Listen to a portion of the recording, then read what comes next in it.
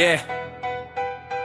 Para sa mga sausaw ng sausaw, puro drama, puro palabas,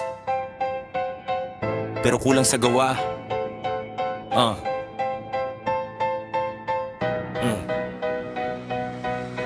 Yeah.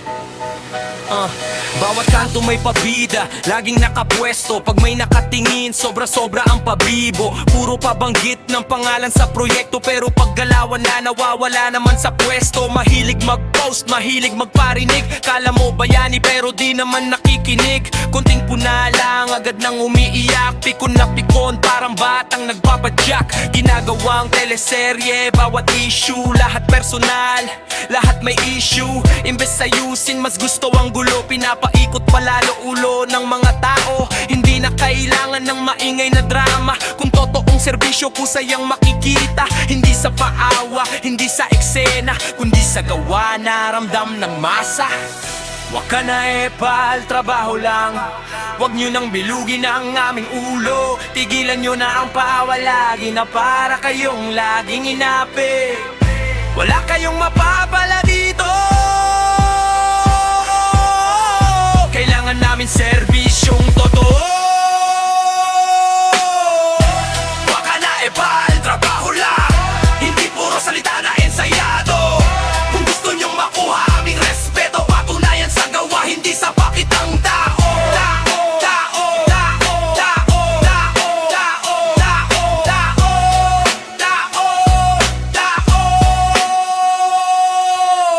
Laging may akong may gawa niyan, pero pag sablay, biglang walang pangalan.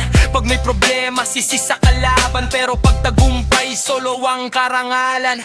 Nakakapagod na paulit-ulit, parehong style, parehong ink script. May paawa effect pag naiipit, pero di nyo na kami maloloko ulit. Hindi kailangan ng bida-bidahan, ang kailangan dito ay paninindigan. Hindi paramihan ng tarpulin, kundi aksyon na may malinaw na layunin. Kung para sa tao, bakit puro sarili? Bakit bawat kilos may kasamang selfie? Kung serbisyo talaga ang nais nyo, bakit puro ingay pero kulang sa totoo? Wag ka na epal, trabaho lang. Wag nyo nang bilugin ang aming ulo. Tigilan nyo na ang paawa lagi, na para kayong laging inapi. Wala kayong mapapala dito. Kailangan namin serbisyong totoo. Serbisyong diretso, walang arte. Hindi puro drama sa bawat parte. Mas gusto ng tao ang tapat na gawa, kaysa sa maingay pero puro lang detaye.